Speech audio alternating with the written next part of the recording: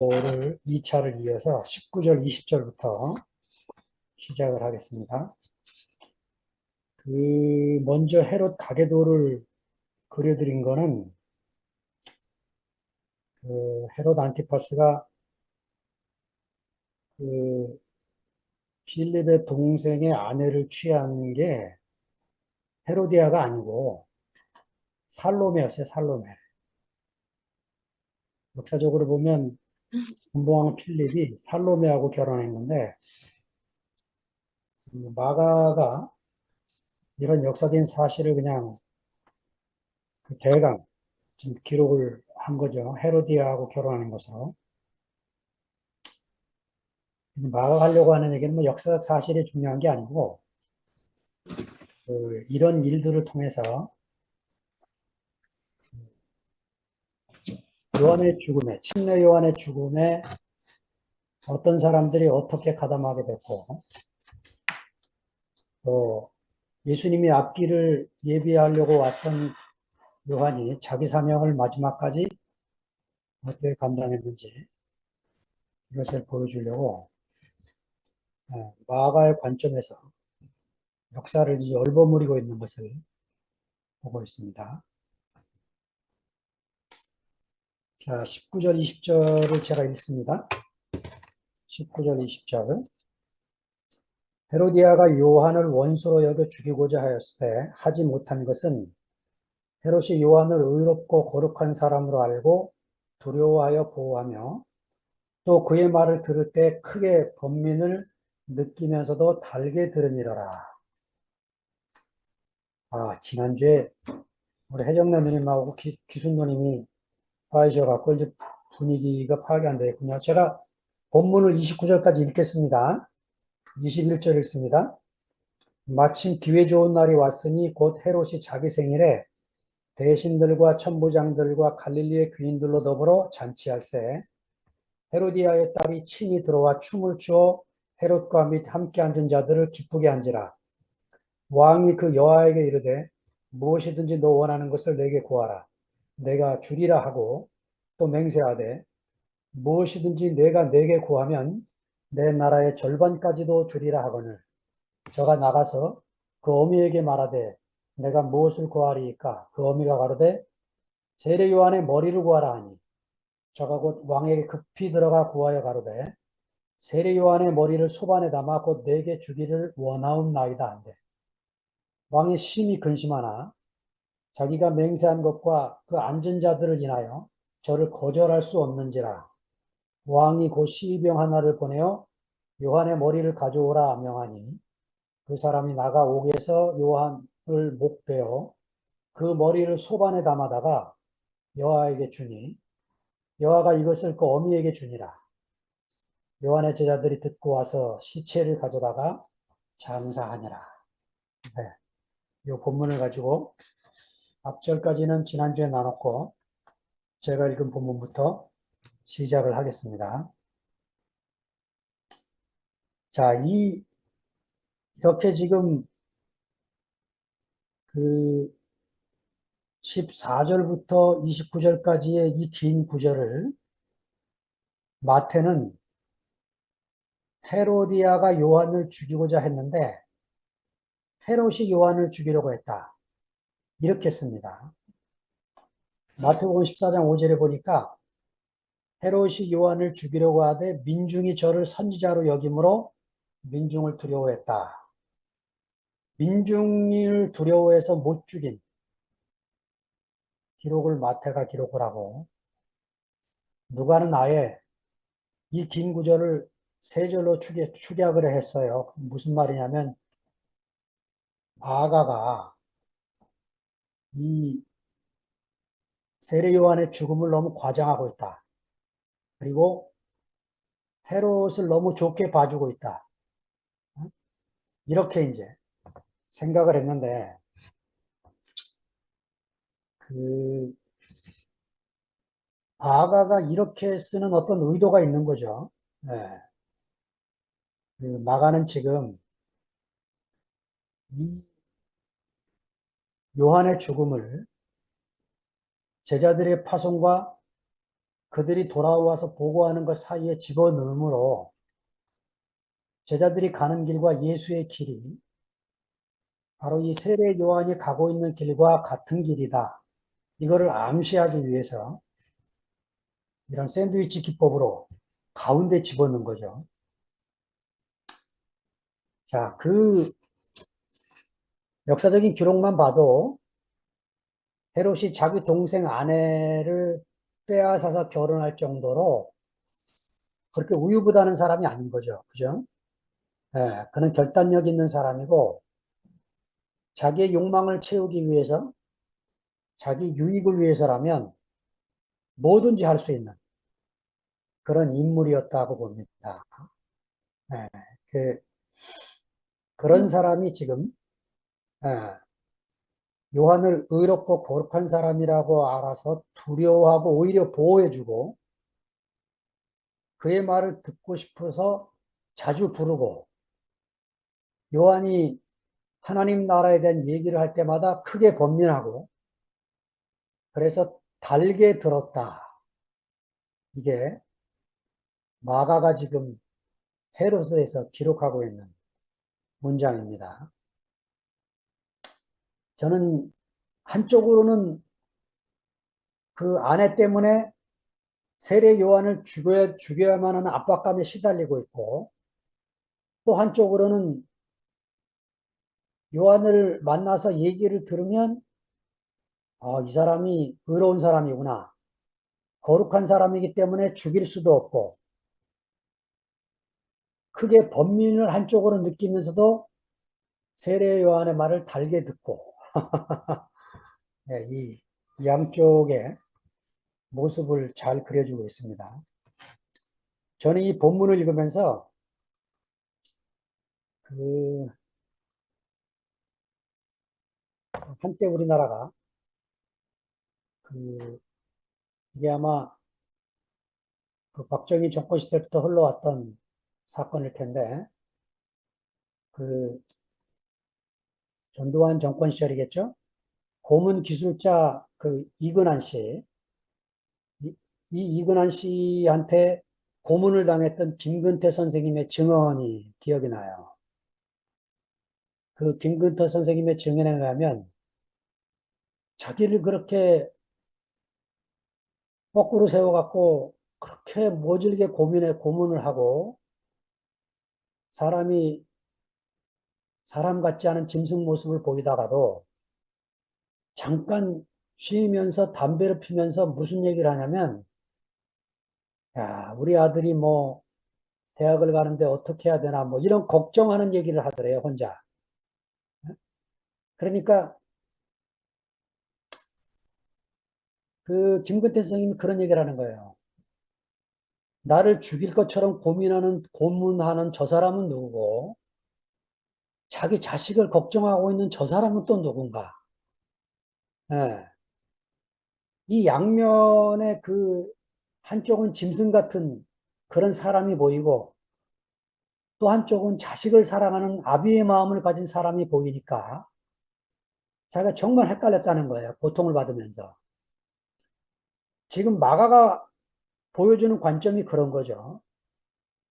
이 마가가 요한의 목을 베버린 그것을 보면 정말 잔인하기 이를 데 없는 사람인데 또 한쪽에서 보면 다른 관점에서 예, 헤롯의 이런 면을 인간적인 면을 그려주고 있는 거죠.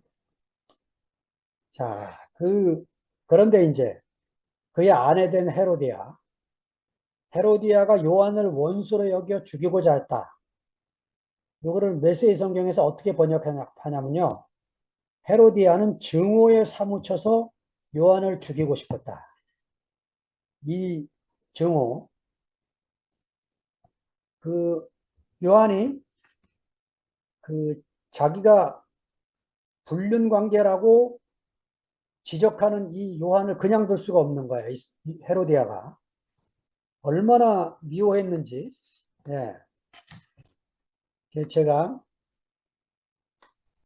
역사 속에서 개인 간의 증오, 그래서 사람을 너무 미워해서 죽이게 되는 이번에 그 민주당 대표를 칼로 찔러 죽이기 위해서 그 사람이 1년을 칼을 갈았대요. 66세의 충청도 사람입니다. 충청도 분. 어? 얼마나 증오스럽고 얼마나 미웠으면 등산용 칼을 사다가 1년을 갈고 큰일 날 뻔했어요, 진짜. 얼마나 날카롭게 갈았으면 목깃을 뚫고 들어가서 목을 찌르게 되는 무시무시한 이런 증오범죄. 예. 한 사람을 미워하기 시작하면 살인까지 이르게 되는 이런 무시무시한 일.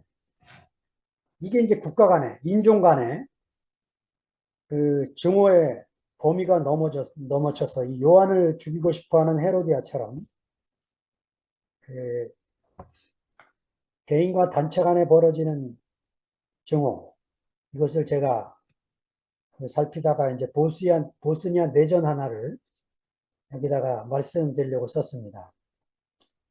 야, 최근에도 이런 일이 벌어졌죠. 종족 간의 증오. 원래 유고슬라비아는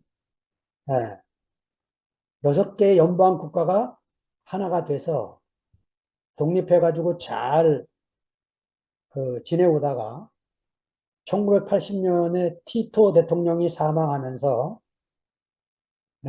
그 뒤에 이 슬로베니아, 크로아티아, 몬테네그로, 세르비아, 북마케도니아, 보스니아 이 6개 종족이 하나로 잘 살다가 발칸의 학살자라고 불리우는 밀로셰비치 이 사람이 나타나가지고 세르비아의 부흥을 외치기 시작을 했어요. 세르비아여 부흥하라. 세르비아여 단결하라. 이렇게 외치기 시작을 하면서 예, 그 나라 안에 내전이 일어나기 시작해가지고 그 수도 사라예보에만 그 사라예보의 그 도시를 포위를 하고 저격수를 곳곳에 배치해서 민간인을 쏘기 시작을 했는데 1425일 햇수로 날아보니까 3년 9개월 동안 예, 군인이든 뭐 민간인이든 사람만 모이면 빌딩 꼭대기에서 저격수들이 쏴대서 이때 죽은 숫자가요 25만에서 30만 명이 죽었대요. 끔찍한 얘기죠. 예, 그 결국은 밀로셰비치 사람 전쟁 범죄자로 재판을 받았는데 지금도 우크라이나 러시아 전쟁을 벌이고 있는데 이게 지금 러시아가 얼마나 끔찍하게 사람을 민간인들을 학살을 했는지 곳곳에서 드러나고 있습니다. 자, 문제는 성경 안에도 그런 인종 청소와 같은 얘기가 기록이 돼 있다는 게 우리에게 이제 소름을 끼치게 만드는 이야기입니다.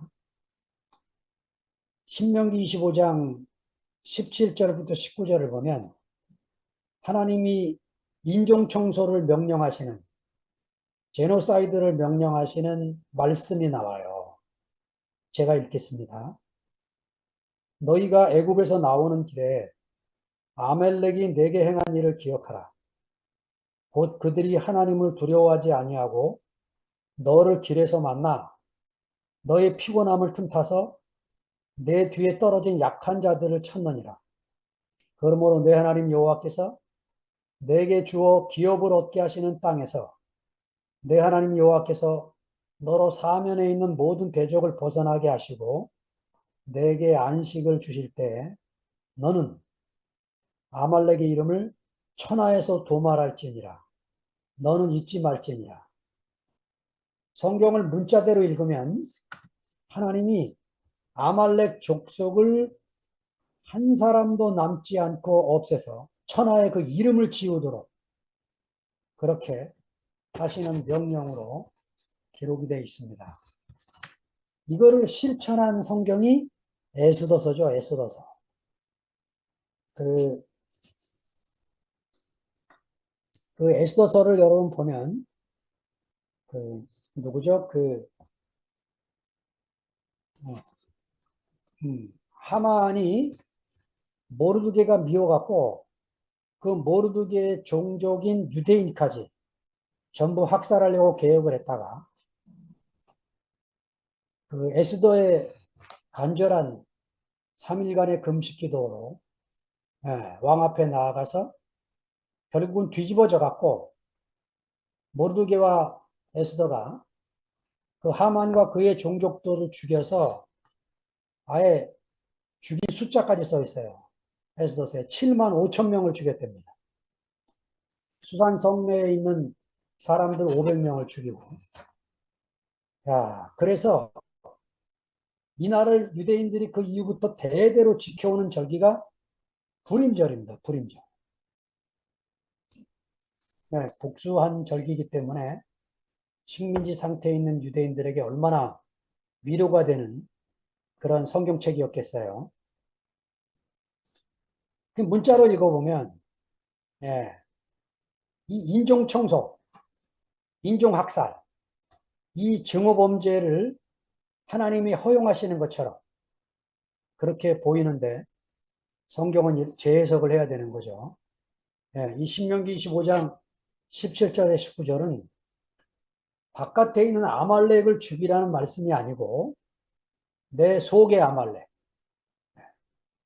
내 안의 아말렉, 내 속에 증오를 갖고 있는 하만, 예, 이것을 처리하라는 말이지 바깥에 있는 어떤 사람을 죽이라고 말씀을 읽으면 지금같이 이렇게 이스라엘과 또 하마스와의 전쟁이 끊임없이 전개되고 민족 간의 이런 학살이 계속 이어지고 있는 것을 보게 됩니다.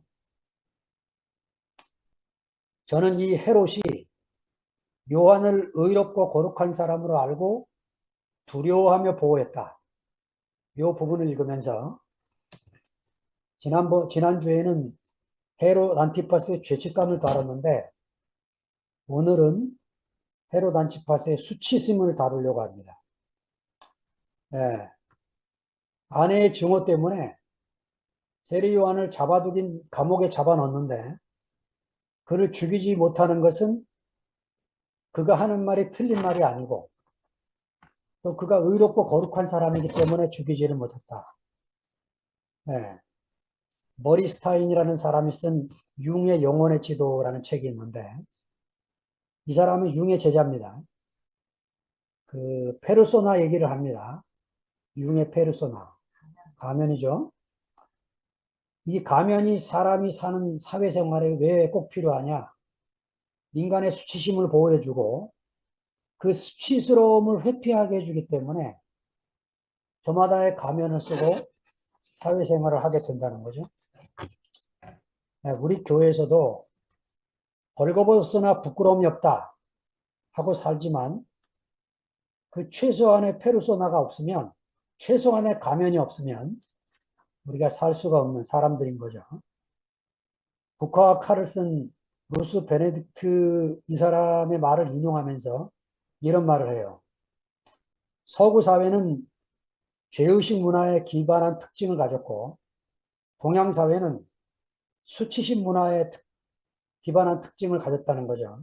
그래서 수치심 문화는 죄의식 문화보다 페르소나가 더 강조되어 체면을 잃으면 죽는 편이 낫다고 생각한다는 거예요. 그래서 수치를 겪으면 동양 문화는 자살을 많이 합니다. 그 뒤에 이제 제가 안 쓴 부분인데요. 죄의식 문화는 죄를 지으면 대가를 치르고 나서 공동체에 복귀할 수 있지만 수치심 문화는 자존감 전체를 빼앗아가기 때문에 수치심은 죄의식보다 더 우월적이며 원초적이고 잠재적으로 더 파괴적인 감정의 일종이라는 거죠.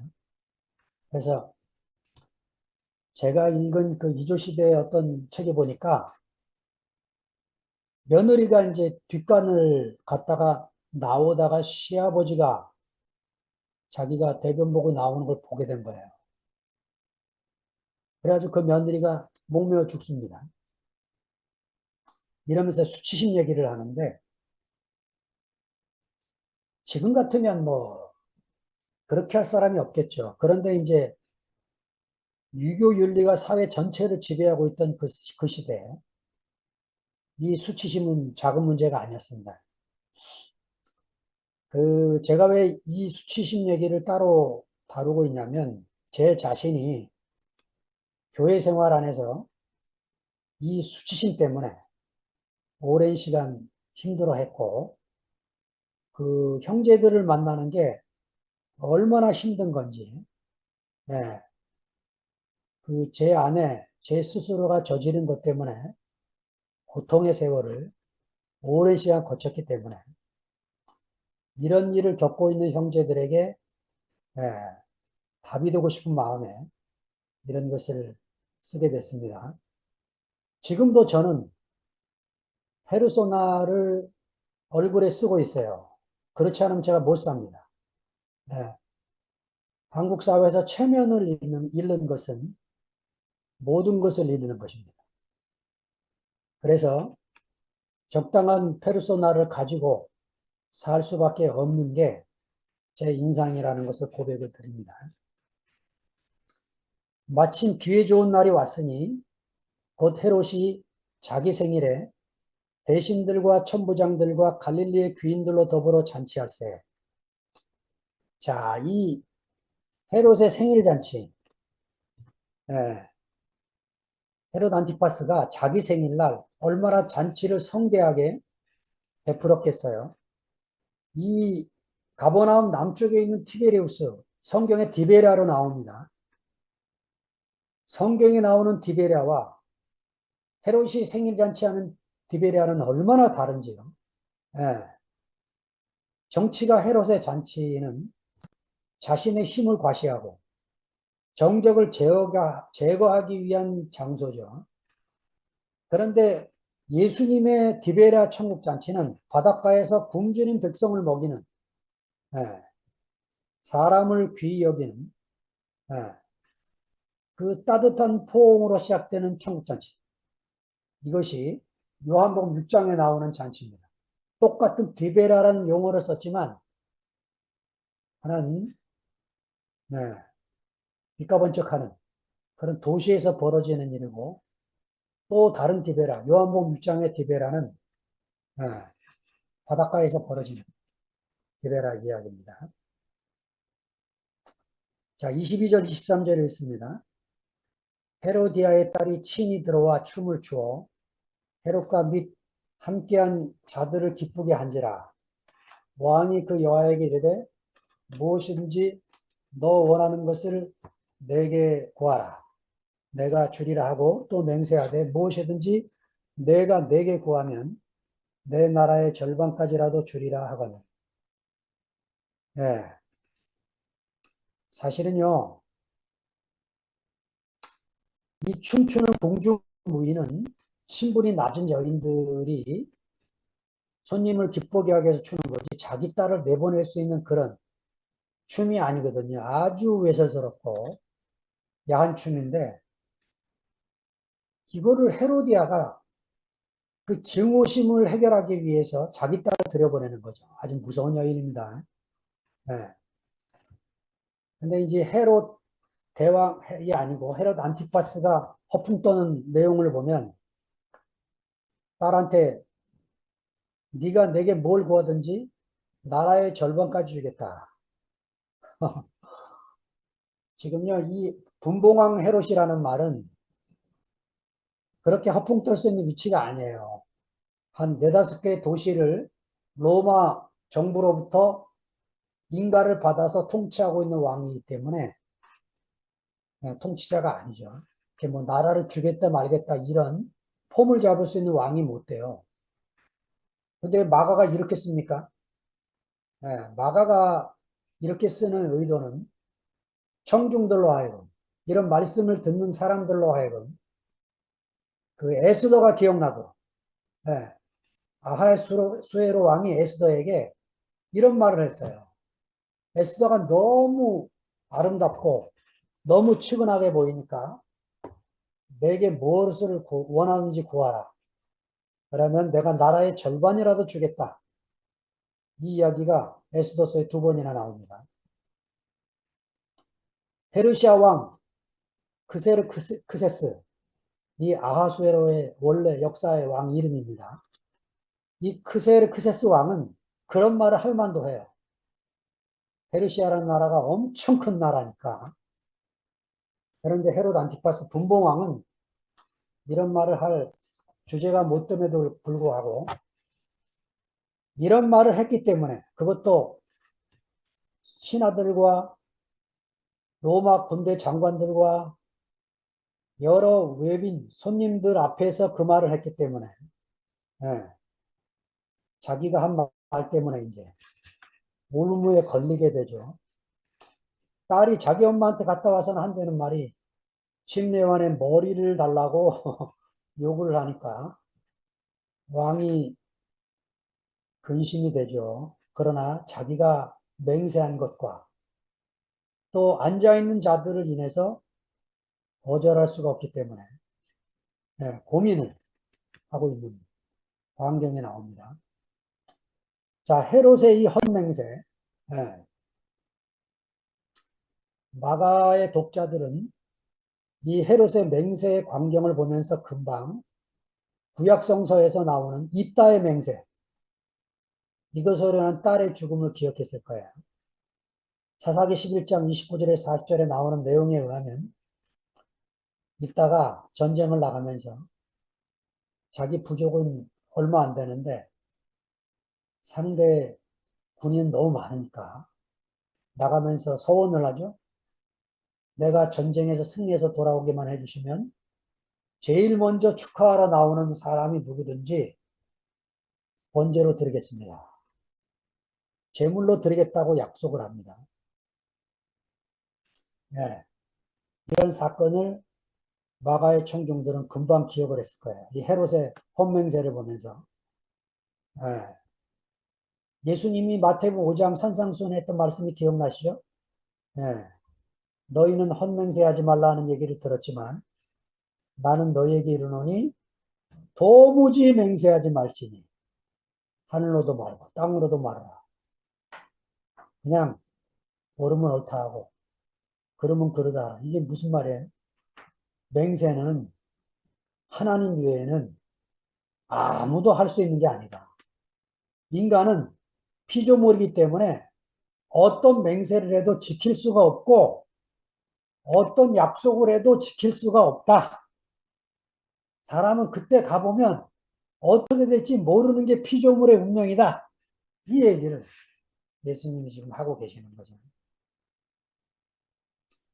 자, 왕이 곧 시병 하나를 보내서 요한의 머리를 가져오라 명하니 그 사람이 나가 옥에서 요한을 목베어 그 머리를 소반에 담아다가 여호와에게 주니 그 여호와가 그것을 어미에게 줬다. 27절, 28절에 이렇게 써 있는데요. 역사학자 요세푸스 얘기에 하면 이렇습니다. 연회가 열린 곳은 티베리우스고 요한이 갇혀 있는 곳은 마케레우스이기 때문에 이 마케레우스 요새까지 목을 잘라오려면 하루 필이 넘었다 해요. 그래서 아마 마케레우스 요새에서 연회가 열렸을 것이다. 이렇게 기록을 해주고 있습니다.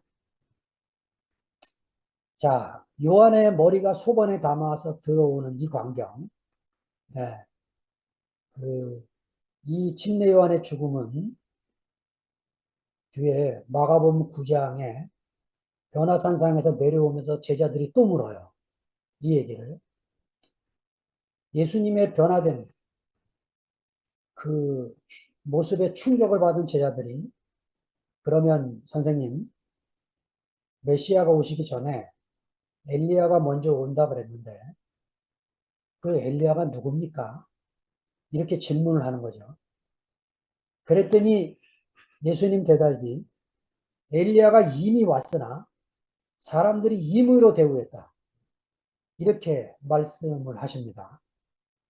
그리고는 그 침례 요한의 죽음대로 예수님도 결국은 예, 마가복음 15장 14절 15절에 보니까 빌라도가 군중들이 내가 누구를 놓아줄까 하고 물었더니 빌라도가 군중들이 대답하기를 예, 우리에게 바라바를 놓아달라고 소리를 지르는 바람에 예, 헤롯과 똑같이 빌라도도 자기는 마음으로부터는 예수를 놓아주고 싶어서 질문을 했는데 어쩔 수 없이 정치적인 운명 때문에 예, 무리를 만족해 하기 위해서 아니면 폭동이 일어나니까 바라바는 놓아주고 예수는 채찍질하는 그런 기록을 마가가 쓰고 있는 거예요. 마가는 지금요 요한의 죽음을 예수의 죽음의 예포로 계속 쓰고 있는 것입니다. 자, 마가의 십자가와 요한의 십자가는 정반대의 모습을 그려주고 있습니다.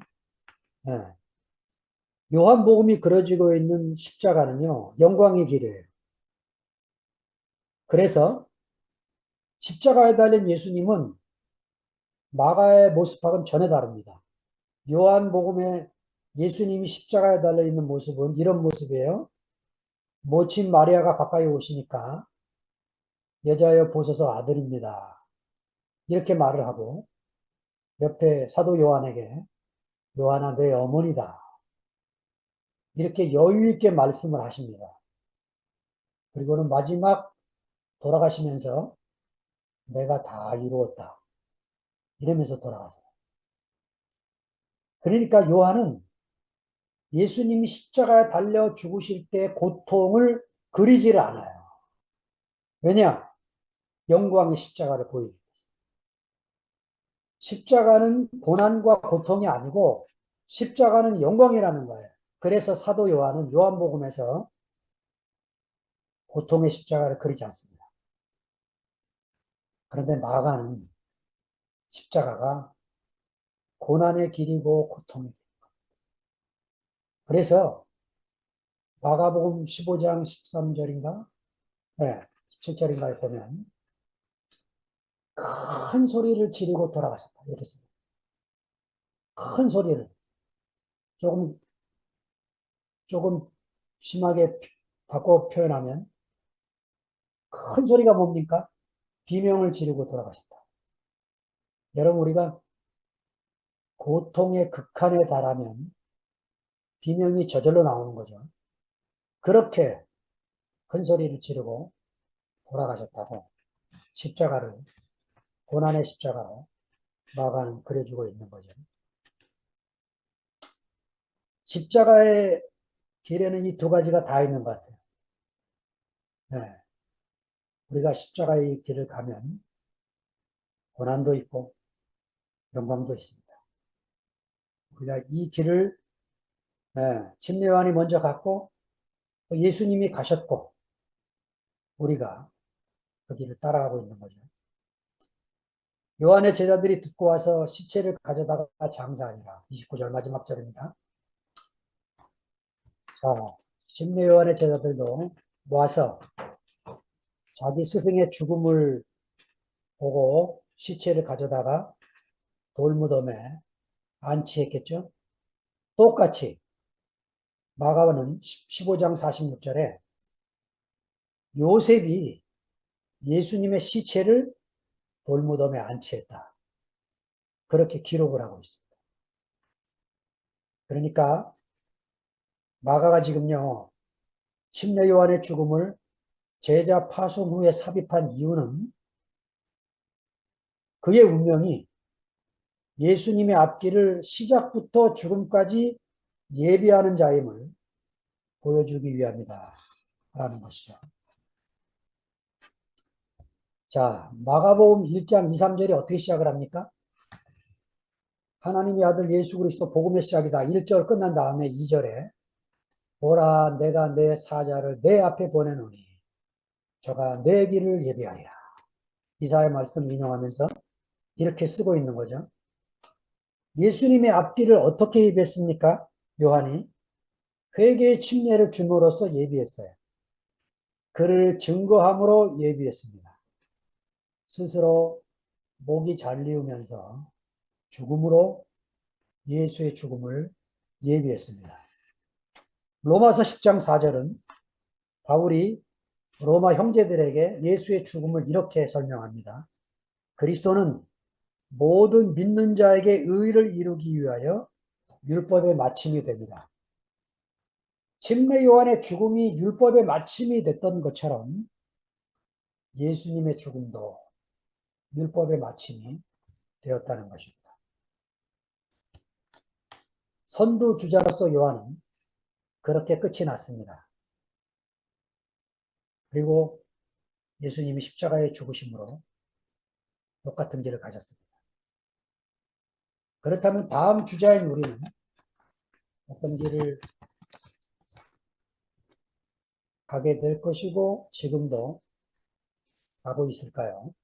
네, 저는 이 마지막에 오네포의 이야기를 좀 하고 마치겠습니다.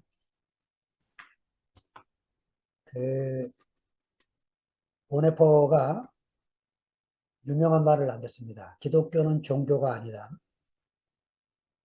종교 이상의 어떤 것이다. 기독교는 라이프 스타일도 아니고 기독교는 무슨 신념도 아니고 그런 게 아니라는 거죠. 그러면서 그가 그 히틀러의 암살단에 가담하게 된 것은 이런 뜻이었어요. 악을 보고도 침묵하는 것은 그 자체가 악이다. 미치광이에게 운전대를 맡길 수 없다. 차에 올라 그 미치광이 운전사를 끌어내려야 한다는 거죠. 1945년 4월 9일 그는 39세 나이로 교수형을 당했는데 교수형 바로 직전에 간수들에게 끌려가면서 이런 말을 남겼대요.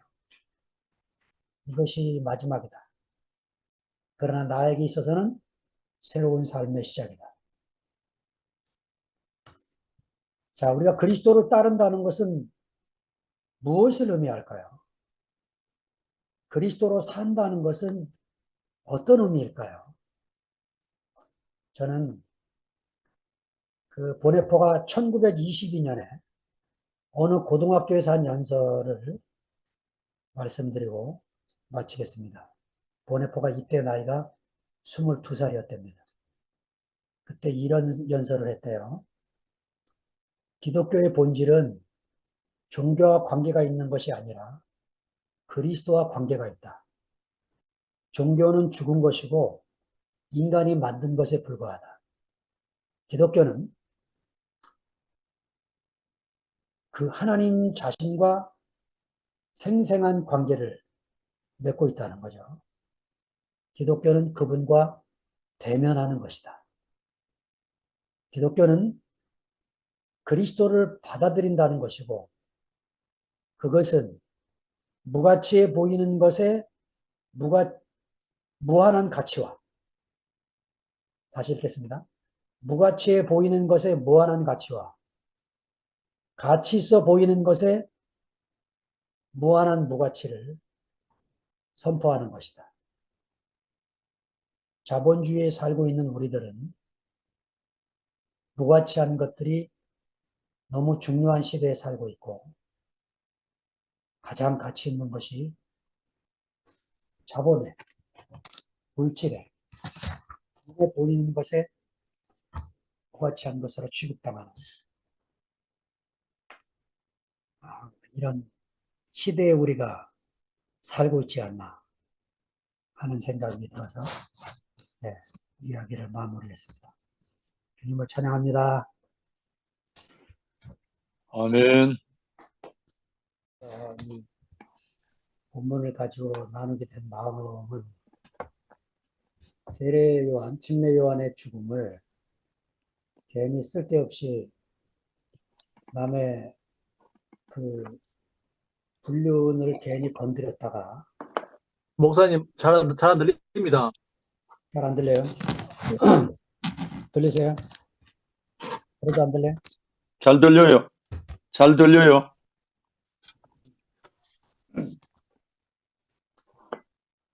이열래 목사님이 침례 요한을 말한 내용이 예수나 증거하다 가면 되는데 그 정치가의 그 잘못된 결혼을 괜히 건드렸다가 쓸데없는 죽음을 당한 그 요한, 선악과의 관점에서 그렇게 표현을 하셨을 때 제가 그때 그냥 아멘 했어요. 아, 선악과로 볼 때 그냥 괜히 남의 불륜 건드렸다가 죽었구나. 개죽음 당했구나. 율법 안에서는 저렇게 될 수밖에 없구나. 그렇게 저도 동의하고 넘어갔죠. 교회가 이런 사태가 된 다음에 제가 의도치 않게 이 화요일 모임을 시작하게 되면서 마가복음을 천천히 여러분이 아니면 제가 뭐 이거 그냥 옛날 읽듯이 읽을 뻔했는데 저는 지금 하고 있는 방식이 사실은 그 신학생들을 대상으로 했던 방식을 그대로 유지하고 지금 가고 있는 길에 여러분들이 얼마나 견디나 봐가면서 그래도 85세 넘으신 해정님까지 이렇게 잘 견뎌주셔서 감사한데 목사님이 이 마가복음 부분을 건너뛰셨어요. 마가복음 강의하실 때. 그래서 정말 건너뛰어도 되나 하고 다시 히라보 성경으로 읽으면서 마가가 여기에 마태나 누가가 전하지 못한 엄청난 것을 담고 있구나 하는 거를 이제 보게 된 거죠. 그의 죽음은 개죽음이 아니고 마가가 이 샌드위치 구조로 앞에 제자 파송을 얘기하고 요 뒤에 제자의 선교 보고를 듣는 요 사이에 일부러 이렇게 사이에 집어넣은 거는 성공적인 제자의 사역들이지만 이 침례 요한의 죽음의 흐름에 벗어날 수가 없다. 이 침례 요한의 죽음 안에 예수님도 포함됐고 아멘. 제자들도 결국은 다 포함돼서 한 길로 가고 있다. 이게 지금 마가가 전하려고 하는 그 침례 요한의 죽음이거든요. 그런데 거기에다가 마가가 왜 이 의로운 침례 요한을 죽게 만들었을까? 그 장본인인 헤롯 안티파스와 헤로디아 이야기를 쓰면서 너무 자세하게, 특별히 헤로디아의 증오심이야 우리가 다 이해할 수 있는 상황인데 이 헤롯의 마음에서 일어나고 있는 이 그 어정쩡한 의로운 요한을 대하면서 헤로디아의 증오 때문에 가두긴 가뒀는데 헤로디아의 증오 때문에 죽여야 되는데 죽일 수가 없는 그 의로운 사람, 자기 손에 피 묻히고 싶지 않은 이 의로운 사람, 이 앞에서 이 헤롯 안티파시가 느끼는 죄책감과 이 수치심이 뭐냐 하는 것을 제가 이제 캐내게 된 거죠. 캐내게 돼서 마가의 관점에서 마가복음 읽지 않으면 마태나 누가처럼 이렇게 처리해 버린다 이거죠. 누가복음 세 절밖에 없어요, 이 사건에. 누가는 이렇게 길게 쓸 이유가 없다고 생각을 한 거죠. 적어도 마가에 있어서는 그런 것이 아니라는 거죠. 또 한 가지, 이 공관복음이라는 말 자체가 이제 점점 성서를 깊이 연구하면서 하나의 관점으로 세 복음서가 쓰여진 게 아니고 마태의 관점과 마가의 관점과 누가의 관점이 서로 너무 달랐다 하는 것을 복음서가 전하고 있으니까 이렇게 되는 거죠. 생명 안에서 보면 예수는 탄생부터 성령으로 태어나신 분입니다. 그래서 그는 출생부터 임마누엘입니다. 그런데 누가복음을 보니까 그 우리 안에 탄생한 그 예수가 그 지혜와 그 키가 자라가면서 하나님과 사람에게 사랑스러워 가시더라 이거예요. 우리 안에서 예수가 자라면 어떻게 되느냐? 하나님도 사랑스럽게 보이실 뿐더러 어떤 사람은 대적도 하겠지만 또 어떤 사람에게도 사랑스러운 모습으로 되어 간다는 거죠. 아멘. 그 생명이 자라서 마가복음에 와서는 어떻게 되느냐? 그 예수가 자라면 어떻게 되느냐? 복음을 선포하는, 예, 시작이 된다, 이게 시작. 내가 자꾸 하나님의 나라가 가까이 왔으니 너희는 회개하고 복음을 믿어라. 이 메타노이아 엄청난 얘기죠. 예수가 오기 전에는 어디로 회개를 하겠어요, 우리가? 갈 데가 없잖아요, 갈 데가. 예수가 오고 나니까 메타노이가 되는 거죠. 예. 그 한 사람 만났는데 뭐, 더 이상 뭐 내 인생 뭐 살 일이 뭐 있습니까? 그분의 인생을 살면 되는 거지. 예, 그렇게 우리가 다 그분 안에 먹혀서, 음, 오늘 밤에도 그분 안에 먹힌 그 즐거움으로 여러분의 간증을 제가 먹고 또 제 이 시시한 말을 여러분이 먹어서 우리가 또 한 차원, 또 다른 차원으로 조금씩 조금씩 옮겨져 가는 이 신기한 세계. 영민이가 뭐 43인가 4시라고 하던데, 43인 우리 젊은 영민이부터 85세가 되신 해정래 누님까지 세대를 초월해서 우리가 우리 안에 태어나서 자라고 그리고 그분으로 선포되는, 우리가 그분을 이야기하지 않으면 우리 인생의 마지막이 마무리가 안 되는 이 사람 안에서 우리가 함께 사는 이 즐거움 안에 있게 돼서 정말로 감사합니다. 아멘. 아멘. 그래서 고맙습니다. 아멘. 할렐루야. 할렐루야. 하겠습니다. 와, 놀랍다. 혜정이 멋있어. 누님 한마디. 아이고, 너무 멋있어요. 할렐루야. 아멘. 아멘. 와, 아니, 그냥 목사님, 아니, 어머니 말씀하시, 아니요. 영이에요. 나는 그 메타노이아라는 말이 이게 늘 이게 와닿지가 않았어요. 메타노이아가 어떻게 해서 회개가 되는지 설명해 주실 수 있어요? 그러니까 선악과 먹은 인생은 동산에서 살 수가 밖에 없고 떠나게 됐고, 그 떠났던 그 순간부터 하나님과 상관없이 자기 인생을 살게 되는 거죠. 자기 목적으로 이루어 건설한 세계가 바벨이라는 세계인데, 거기는 언어가 혼잡해서 함께 살 수가 없는 세계가 된 거죠. 그래서 흩어지게 된 거죠. 그 흩어져서 그 말이 서로 안 통하는 거죠. 그러니까 어떤 세계를 세우려고 해도 안 되는 거예요. 지금 우리가 국가라고 하는 단위 안에 우리가 있는데 얼마나 사회에 갈등이 많습니까? 언어가 다른 거예요, 언어가. 저는 지금 어느 날 복음을 전하다가 그만하게 됐어요. 왜냐하면 젊은 애들하고 제가 만나보니까 우리 교회에 나오는 부부의 자매 대학생애를 2년 동안을 캠퍼스 가서 내가 교제를 하다 그만뒀어요. 왜냐하면 2년 동안을 말씀을 전했는데 내가 무슨 말 하는지 알겠니 했더니 무슨 말 하는지 모르겠다는 거야. 아, 다른 세계에 살고 있구나. 그건 언어가 다른 아이들인 거예요. 언어가. MZ세대의 언어로 제가 쓰지 않으면 이 MZ세대 아이들에게 이 생명을 제대로 전할 수가 없겠구나. 그래서 이제 스톱을 하면서 다시 이제 제가 성서를 읽어가면서 그 무엇을 보게 되냐면, 회개는 내가 예수 안으로 들어가는 거죠. 근데 그 예수가 보여야 들어갈 거 아닙니까? 그러니까 저는 이 교회를 만나지 않았으면 지금도 회개가 모를 뻔했어요.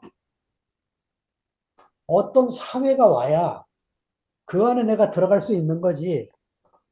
그 사회가 없는데 내가 어디로 들어가겠어? 그래서 요한복음 15장에 보면 제일 먼저 나오는 말이 내 안에 거하라. 그리하면 나도 너희 안에 거하리라. 이렇게 나와요. 근데 제가 기독교 쪽에서 예수님을 영접해라. 예수님을 마음에 받아들여라. 그리하면 구원받는다. 근데 요한복음 읽어보니까 그게 아니에요. 내 안에 거하려는데 어떻게 거하는 게 예수 안에 거하는 건지를 모르겠는 거예요. 내가 예수 안으로 들어가면 예수가 내 안에 사는 게 자동일 텐데 내가 예수 안으로 어떻게 들어가는 건지 회개를 얼마나 많이 했겠습니까, 제가? 내가 그리스도와 함께 십자가에 못 박혀 죽었나니 얼마나 많이 외웠겠습니까? 안 되는 거예요. 안 돼요. 근데 저는 그 밤, 장세기 형제 한 사람과 밤을 홀랑 세운 그 밤, 예, 여호수아서에 해가 멈추고 달이 멈춰라 했던 그 시간, 제가 진짜 그 밤에 대구에 있는 한 형제를 만나서 시간이 멈추는 걸 처음 경험했어요.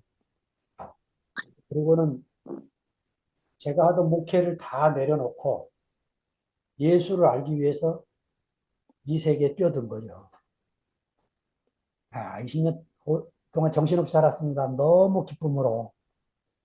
근데 이제 목사님이 딱 이렇게 되시면서 이건 또 뭐지? 한 거죠. 이건 또 뭐지? 야, 어, 지금 여러분도 그러셨겠지만, 이건 뭐지? 하고 갈 때가 있어야 또 가죠. 갈 때가. 메타노이아가 이게 아니구나 싶으면 내가 또 메타노이아를 해야 되겠는데, 어디로 메타노이아를 합니까? 그래서 그냥 머무르고 있었던 게 2PM이에요. 제가 2PM이 좋아서 지금 있는 게 아닙니다. 2PM에 남아있게 된 거예요. 저는 정체성 얘기하고 2PM이 우리의 정체성입니다라고 말하는 것처럼 느낄 때마다 이상한 느낌이 들어요. 아멘. 그 말이 뭐지? 아니, 예수 그리스도가 우리의 정체성이지 뭐가 2PM의 정체성입니까? 할렐루야. 아멘. 아멘. 이거 살리기 위해서 애쓰면 안 돼요. 이거 하나님이 흩어놓으려고 하신 거예요. 하나님이 흩어놓으려고. 우리가 운명적으로 흩어지지 않기 때문에 2PM에 남아있는 거예요. 이 운명. 아멘. 아멘. 형제가 없이는 내가 없는 이 운명. 아멘. 그래서 저는 지금 제가 말씀하려고 이렇게 있는 게 아니고 제가 말을 해서 여러분의 화답을 들으려고 앉아있는 사람입니다. 그러니까 화가 그림을 그려놓고 그 그림을 설명하는 화가는 제대로 된 화가가 아니에요. 그 그림을 그려놓고 그 그림을 감상하는 사람들의 이야기를 듣고 싶어하는 화가가 진짜 화가입니다. 아멘. 아멘. 아멘. 내가 그린 게 중요한 게 아니죠. 그거를 보는 사람이 어떻게 보느냐의 문제. 그냥 제가 전한 것이 50점, 70점든 간에 여러분이 100으로 딱 이렇게 완성돼서 제게 주니까 제가 모임 마치고 나면 얼마나 흥분하게 하게 되는지 몰라요. 할렐루야. 아니, 제대로 안 하는 거죠. 응? 그냥 제자들이 2000년 전에 살다 가신 제자들이 예수님과 함께 살았을 때 이거 몰랐을 것 같아요. 성서를 읽어보니까. 특별히 마가복음을 읽어보니까 지금까지 오는 동안 하나도 몰라요. 예수가 누군지. 하나도 몰라요. 우리는 정말 십자가에 죽고 부활한 예수 이후에 태어나서 그리고 그것을 전하려고 목숨을 걸고 조선 땅까지 와준 그 사람들은 양화진에 묻혀 사는 선교사들. 그 양화진에 가시면 저도 가봤는데 합정동 양화진에 기가 막힌 사람들이 거기 묻혀 있습니다. 얼마나 우리가 병들이 많았겠어요. 이 사람들이 풍토병 때문에 무서워서 자기들끼리 따로 삽니다. 나중에 선교사들이 오자마자 죽으니까 애들도 죽고 그러면서도 끊임없이 왔어요. 조선 땅에. 그래서 그러니까 이렇게 복음을 만나서 이런 하나님이 세우시려고 하는 한 사회, 그 사회 만난 겁니다. 여러분 학자들의 책을 읽어보면요.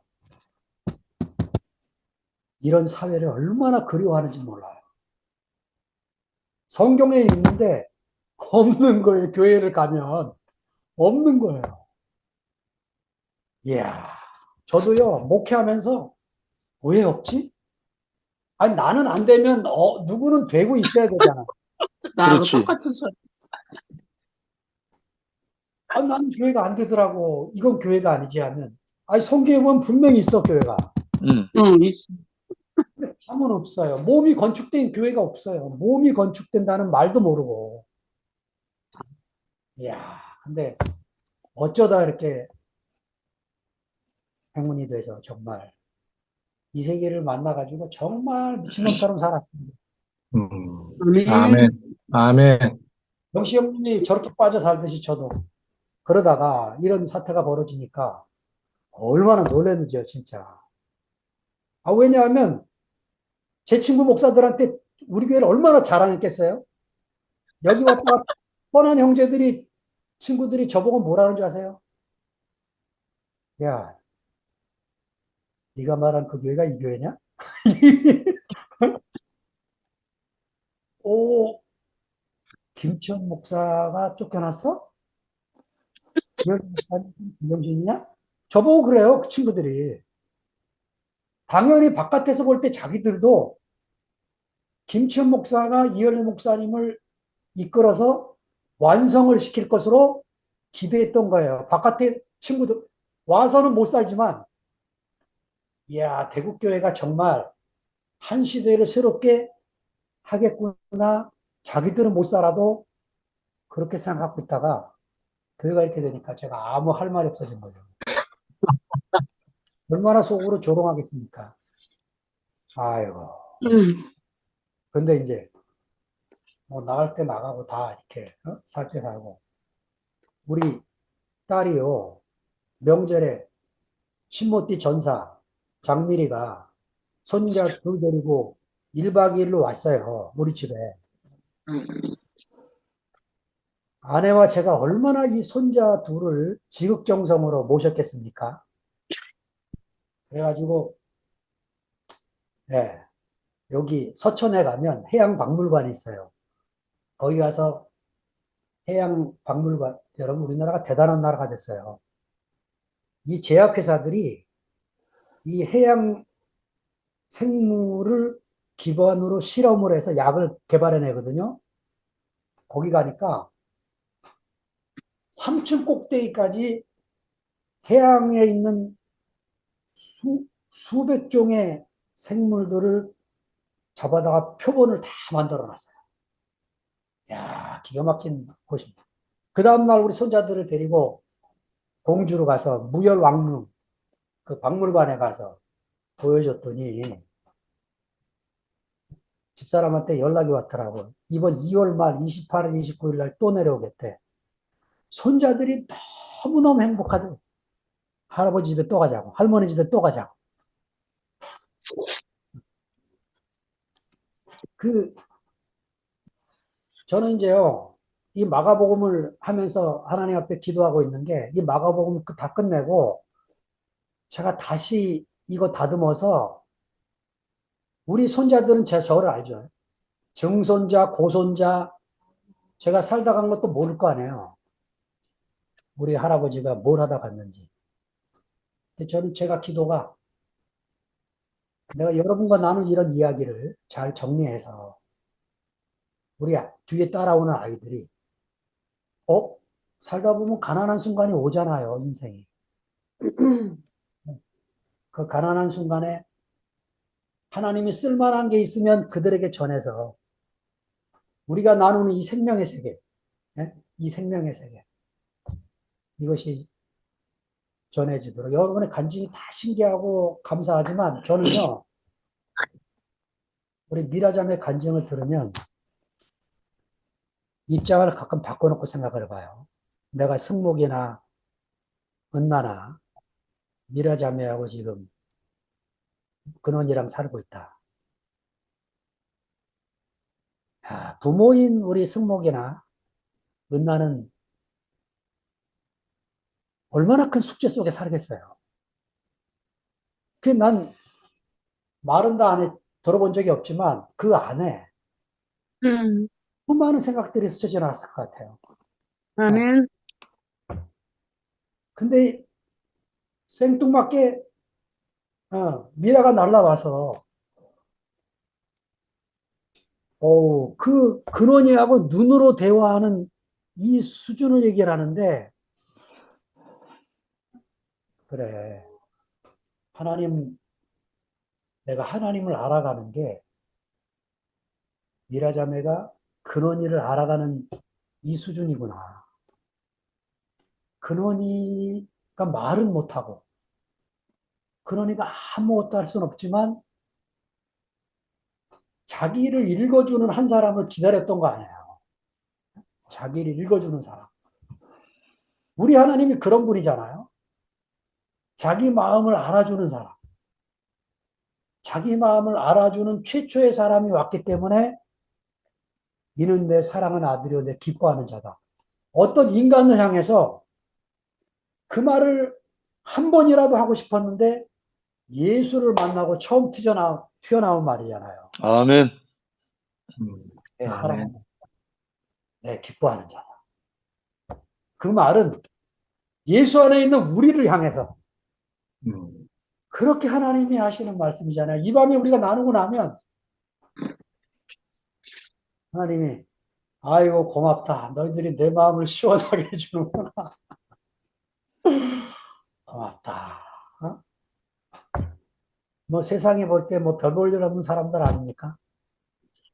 제가 하는 말을 누가 들어주겠어요? 여러분 같으니까 이렇게 밤에 앉아서 들어주시지.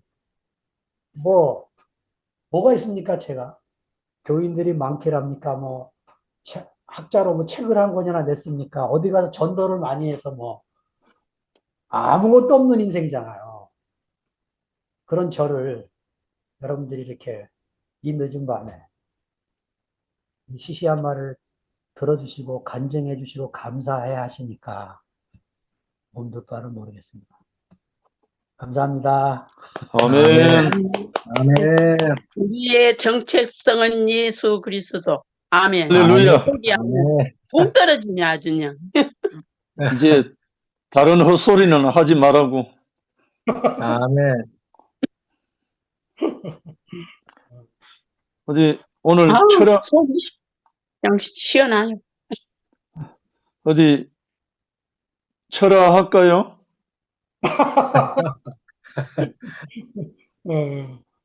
자, 내일을 위해서 또 미라자매 폭파해야 될 것 같은데. 모두 아름다운 밤. 고맙습니다. 감사합니다. 감사합니다.